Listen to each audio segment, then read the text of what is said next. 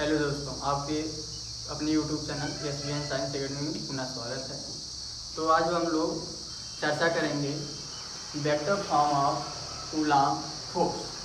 ठीक है, जैसा कि हम लोग जानते हैं ये जो कूलॉम फोर्स, ठीक है, कूलॉम बल यानी स्थिर वैद्युत बल, ठीक है, एक सदिश राशि है।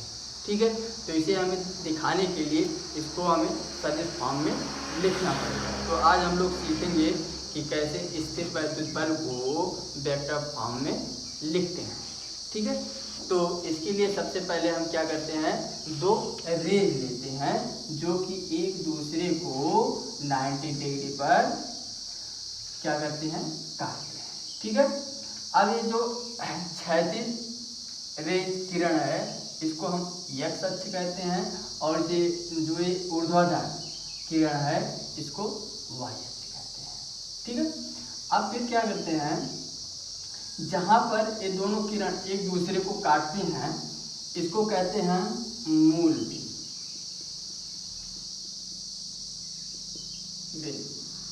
ठीक, अब इसके बाद जो है हम दो समान प्रकृति के आवेश लेते हैं, एक पहला चार्ज एक दूसरा चार्ज। पहले चार्ज को हम Q1 से और दूसरे चार्ज को हम Q2 से दिखाते हैं। ठीक है, अब इसके बाद जो है हम लोग इस Q1 आवेश का मूल बिंदु के सापेक्ष स्थिर सदिश लिखते हैं। ठीक है, तो मान लेते हैं मूल बिंदु के सापेक्ष इस Q1 आवेश का स्थिर सदिश R1 है। ठीक है, इसी प्रकार से इस Q2 आवेश का मूल बिंदु के सापेक्ष स्थिर सदिश R2 है। ठीक है, इतना हो गया। अब हम लोग इतना हो गया, अब जो हम लोग Q1 की स्थिर सदिश दिखाते हैं Q2 के सापेक्ष, मतलब Q2 के सापेक्ष Q1 का स्थिर सदिश तो इस प्रकार से होगा। ठीक है, इधर एरो होगा। ठीक है, ये क्या हो जाएगा, Q2 के सापेक्ष Q1 का स्थिर सदिश, इसको हम फिर क्या लिखेंगे, R12। ठीक है, R12। अच्छा, इसके बाद इसी प्रकार से हम लोग Q1 के सापेक्ष Q2 का स्थिर सदिश हम लोग दिखा सकते हैं। ठीक है, तो Q1 के सापेक्ष Q2 का स्थिर सदिश तो इस हिसाब से हो जाएगा, इधर का एरो रहेगा। ठीक है, तो ये हो जाएगा R21। ठीक है, अब यहाँ पर हम लोग लिख लेते हैं कि ये जो R12 है, ठीक है, ये क्या है, Q1 का स्थिर सदिश है, स्थिर सदिश। ठीक है, इसी प्रकार से अच्छा, अब ये जो स्थिर सदिश है R12 इसका हम एकांक वेक्टर लिख लेते हैं। तो इसका एकांक वेक्टर होगा R12 कैप। R12 क्या है, R12 सदिश का एकांक सदिश है, एकांक सदिश है। ठीक है, इसी प्रकार से ये जो R21 है ये क्या है, Q2, ठीक है, आवेश का स्थिर सदिश है। ठीक है, इसी प्रकार से ये जो R21 सदिश है इसका हम एकांक वेक्टर लिख लेते हैं। एकांक वेक्टर में समझते ही हैं आप लोग कि ये जो है इस सदिश की दिशा को दिखाएगा। ठीक है, इसी प्रकार से हम देख लेते हैं ये क्या हो जाएगा, इसका R21 कैप। R21 कैप के क्या है, Q2 आवेश का क्या है, एकांक सदिश है। ठीक है, इस प्रकार से। अच्छा, यहाँ पर देखते हैं कि Q2 आवेश के कारण जो Q1 पर फोर्स लग रहा है, ठीक है, पहली चीज तो दोनों यहाँ पर हम लोग माने हैं कि ये जो दोनों आवेश हैं समान प्रकृति के हैं। ठीक है, मतलब Q1 जब Q2 पर फोर्स लगाएगा तो ये इस साइड पर लगेगा। ठीक है, इस साइड बल लगेगा,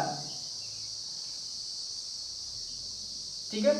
ये क्या हो जाएगा, यदि हम मान लें जैसे Q1 के कारण Q2 पर इस साइड बल लगेगा और इसी हिसाब से Q2 के कारण Q1 पर इस साइड बल लगेगा, ठीक।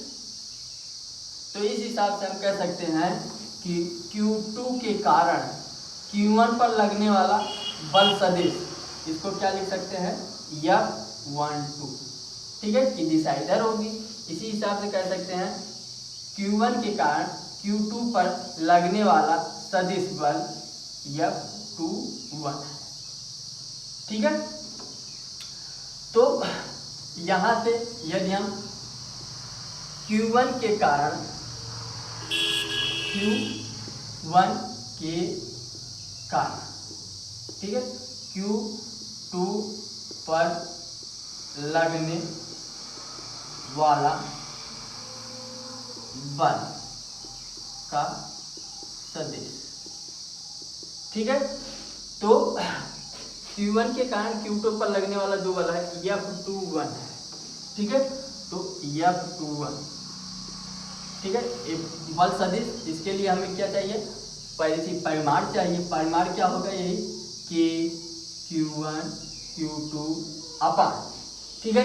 अब इसका इस Q1 के सापेक्ष Q2 की स्थित सदिश चाहिए, तो इसका स्थित सदिश यही है, क्या है, R21, ठीक है। इसके बाद इसकी दिशा को कौन दिखाएगा, इसका एकांक वेक्टर दिखाएगा, ठीक है। इस आवेश का जो स्थित सदिश है इसका क्या दिखाएगा, एकांक वेक्टर दिखाएगा। तो इसका एकांक वेक्टर क्या है, R21, ठीक है। ये इतना चीज हो गया। अच्छा, अब जो है इसी प्रकार से हम लोग Q2 आवेश के कारण Q1 पर लगने वाला बल सदिश क्या हो जाएगा, देखो Q1 पर जो है Q2 के कारण लगने वाला बल हमारा क्या है, F12, ठीक, F12 सेम इसी तरीके से हो जाएगा कि Q1 Q2 अपान, अब देखो Q1 का Q2 के सापेक्ष स्थित सदिश क्या है, R12 है, R12, ठीक है। और इसका एकांक वेक्टर क्या होगा, क्योंकि स्थित सदिश का एकांक वेक्टर ही इसकी दिशा को दिखाएगा इस बल की, तो इसका एकांक वेक्टर है R12 का, R12 का, ठीक है। ये चीज इतना हो गया, ठीक है, R12 का। अच्छा, इसके बाद हम देखते हैं कि ये जो R12 का है, यहाँ पर देखते हैं ये जो दोनों स्थित सदिश हैं, Q1 का Q2 के सापेक्ष या Q2 का Q1 के सापेक्ष स्थित सदिश जो है, ये दोनों जो है विपरीत दिशा में है और बराबर है। मीन्स अगर इनके एकांक वेक्टर को लिखें कि R12 का इक्वल माइनस R21 का, मीन्स जो इनकी दिशा है, दोनों आवेशों के कारण लगने वाले बल की दिशा जो है वो जो है बराबर और विपरीत है, ठीक है। इस प्रकार से हम इसके एकांक वेक्टर को लिख सकते हैं। इस प्रकार से यहाँ से हम कह सकते हैं कि ये जो दोनों बल हैं, ठीक है, F12, ठीक है, ये बराबर और विपरीत है इसके दूसरे बल के, ठीक है। ये इतना चीज हो गया। इस हिसाब से हम लोग, ठीक है, वैद्युत बल को वेक्टर फॉर्म में दिखाते हैं। अच्छा, वेक्टर फॉर्म में